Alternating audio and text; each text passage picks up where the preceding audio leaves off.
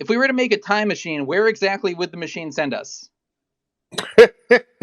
if if you're going to make a time machine, I presume you have power over where it will send you. So it's not like it's going to have its own mind. Oh, let's squat in and wonder where it's going to send. No, you'd be stupid to make a time machine where you could not control where it was going to send you. First of all, second, it's been rumored.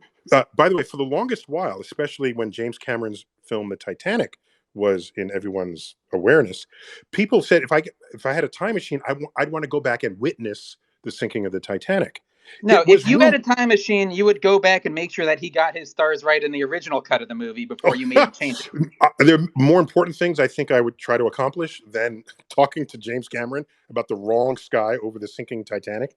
But what I can tell you is it's been rumored that in the future someone does invent a time machine, and in fact the people do go back to witness the sinking of the Titanic, and the Titanic got overloaded with people, and that's why it sank. From time travel, it's been rumored. That's a fun sort of time traveler's How do we know that they rumor. weren't just fat people? It's just You're on a cruise, you get all the good food. it is a cruise. I don't know if there was the food barges then that they were today, but okay. So that's my first point about time travel. Second point, during the Science March after Trump ascended to presidency 4 years ago, one of my favorite posters there, the placards, was, "What do we want? Time machine. When do we want it? It doesn't matter." If you have a time machine, who cares when? Because you have access to when. So that was a brilliant, brilliant sign. But so for me, okay, for me, I would want to go into the future because what is true for me, as is true for most women who have ever lived, there is no time in the past where you are better off than you are in the present.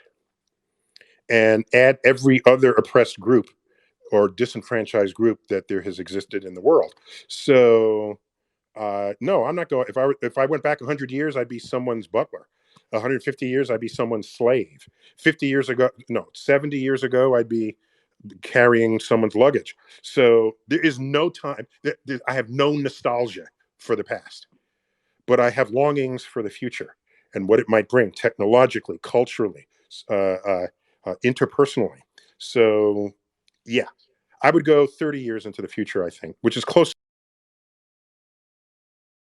enough for me to grok what they're doing, and but not so far that I wouldn't possibly one day still experience it.